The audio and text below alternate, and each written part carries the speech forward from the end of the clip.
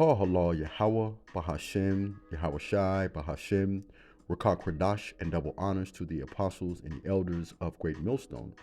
This is your brother Bon I'm from the GMS Saints of Atlanta camp.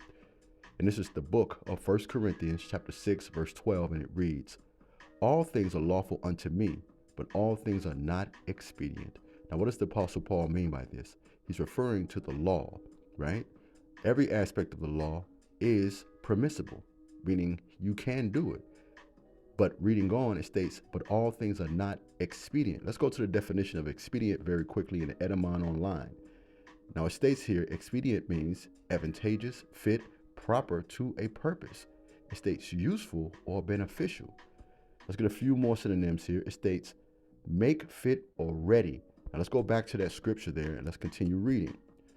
All things are lawful for me, but I will not be brought under the power of any. I came across this story that caught my attention of a Jake that was brought under the power of having many women or multiple women. Now we know according to the law, it is lawful that we can have one wife or multiple wives. But let me say this, brothers, we are in captivity. At this time and juncture in prophecy, this is just a recommendation. Your focus should be on prophecies. Your focus should be on Yahweh, Yahweh Shai, and growing and becoming established in his wisdom and knowledge and understanding, because it prepares you for the time to come. Now we see here in this caption, it states, woman at her wit's end and murder her husband over infidelity. And in my humble opinion, this Jake was committing adultery, running around with other men's wives. He's more than likely a side dude, so on and so forth. And this was ultimately judgment from Yahweh, Yahweh Shai. I'm going to let this story play here. Listen closely to the details.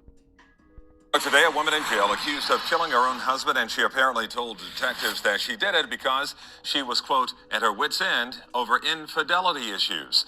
Local 10's crime specialist Bridget Matter live now outside the jail where she's being held with the details. Bridget.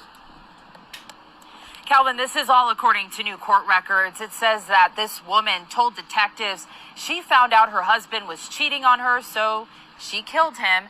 And the report says after a heated argument, that's when those shots went off, and this woman is now in jail on no bond.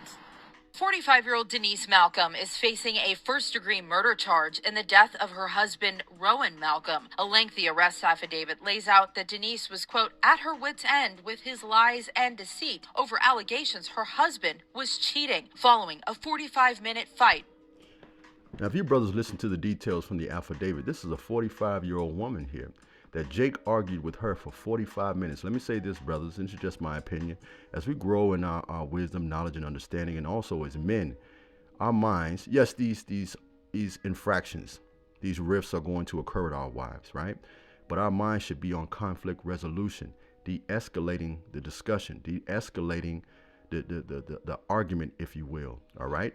When you see that hey, this is turning into a sort of snowball situation, or is becoming a circular conversation, it is not moving toward resolution. Hey, brothers, remember, we're the men of our homes. You can dead the conversation. Leave the house, all right? Let things cool down. Go get some wings and a couple beers, and come back in a couple of hours and revisit the conversation, all right? The focus here, brothers, is to have conflict resolution, all right? Let's proceed. Police say Malcolm shot her husband multiple times. The officers made entry into the residence to check on the well-being of anybody who may be inside. They did come across and encounter one male individual who had suffered multiple gunshot wounds. Malcolm appeared in court. Ms. Malcolm, you are here on one count of premeditated murder. The report goes on to say that Malcolm had contemplated suicide, but as her husband was bleeding on the ground, he said something that changed her mind, and she shot him one more time. And sadly, when this happened, police say the couple's twins were in the home when the shooting happened, and one of them did call 911. Let's pause it there, because I know by now you brothers get the gist of what occurred. And I'll say this, brothers, too, as well. You have to comprehend, when that arguing spirit is in the house, man. The scriptures tells us, and I'll put this proverb, the scripture, in the comment section. I'm going to loosely paraphrase it here. It states that pressing the nose produces blood.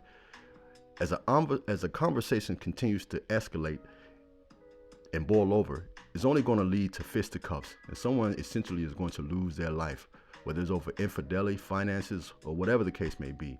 Conflict resolution, brothers. De-escalate the situation. But let's come out of this here, right? The Apostle Paul tells us again in 1 Corinthians chapter 10, verse 23. All things are lawful for me, but all things are not expedient.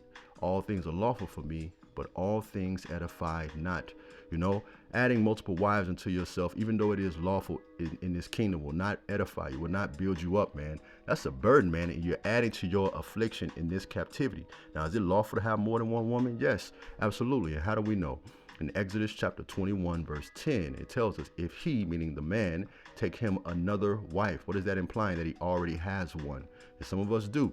And it tells us, her food, her raiment, and her duty of marriage shall not diminish. That's your husbandry, all right? The scriptures tell us, let everything be established on 2 or 3 witnesses, all right? In the book of Deuteronomy, chapter 21, verse 15, it tells us, if a man has 2 wives. So yes, it is perfectly fine and lawful to have more than one woman, brothers. But again, just my humble opinion, I wouldn't further my affliction is in this captivity. And then in this precept here, it proceeds to talk about the law or the rights of the firstborn. But let me come out of this here, because something we all have to remember and comprehend, as outlined in the book of Baruch, chapter 3, verse 8. Behold, we are yet this day in our captivity, Jake. All right, we're not in the kingdom yet. Isaiah 4:1 is going to take care of itself. You know, right now I have one wife. You know, I have a daughter, so on and so forth. Different women in my family that give me enough to deal with. You know, the Lord is preparing us all for Isaiah 4:1. You know, I wouldn't yoke multiple wives unto myself. I'm going to start again from the top. Baruch chapter 3, verse 8. You know, if you had, this thought is on my mind. If you have one wife, man, just sit your ass down, man. You know, the Lord is going to take care of you. You just seek the Lord. Now, Baruch chapter 3, verse 8. Behold, we are yet this day in our captivity, where thou hast scattered us for a curse, for a reproach, Salakia, and a curse, and to be subject to payments. Look at Tyrese.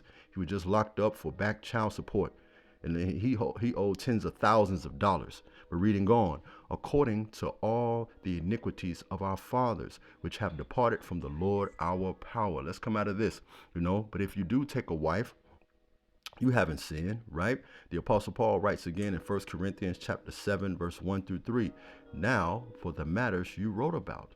It is good for a man not to have sexual relations with a woman. And why is that? Because you can put all your focus on the ministry, on growing in your wisdom and knowledge and understanding. But verse 2, reading on, but since sexual immorality is occurring, each man should have sexual relations with his own wife. It's perfectly fine if you take a wife. And each woman with her own husband. The husband should fulfill his marital duty to his wife, and likewise the wife to her husband. So if you do marry, you do get a wife, you know, you haven't sinned, you brothers aren't going off, but listen to what the Apostle Paul, their recommendation he makes, because it states here in 1 Corinthians chapter 7, verse 6 through 7. I say this as a concession. Remember, he's giving some advice, not as a command. I wish all of you were as I am. The Apostle Paul was single, and we're still reading about his works to this day, because you're able to devote all your energy, all your effort, all your time to Yahweh, Yahweh Shai. But each of you has your own gift from the Most High. One has this gift and one has another. Remember, this is not everyone's lot. No, every brother has their own gift, all right? But let me come out of this here, because our focus and or our wife should be wisdom, what the scriptures refer to as Sophia. A beautiful set of precepts. This is the Wisdom of Solomon chapter 8. I'll just read verse 1 and 2. And this is a beautiful chapter to read regarding the benefits of having wisdom as your wife.